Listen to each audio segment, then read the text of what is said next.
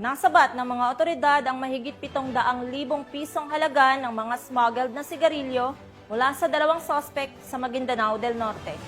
Ang kabuuan ng balita mula kay Patrolwoman Maricris Algabre.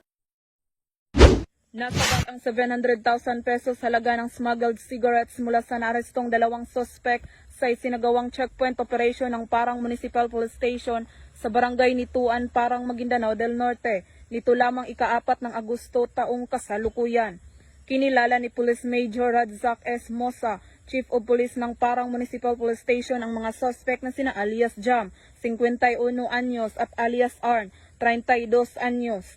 Bandang alas 3:30 ng hapon nang isagawa ang naturang operasyon ng mga tauhan ng Parang Municipal Police Station, katuwang ang Provincial Intelligence Unit Maguindanao del Norte, 1st Provincial Mobile Force Company, 1401st Regional Mobile Force Company at Regional Mobile Force Battalion 14A na nagresulta sa pagkakaaresto ng mga suspect at pagkakasabat ng mga puslit na UC na lula ng Isuzu van truck.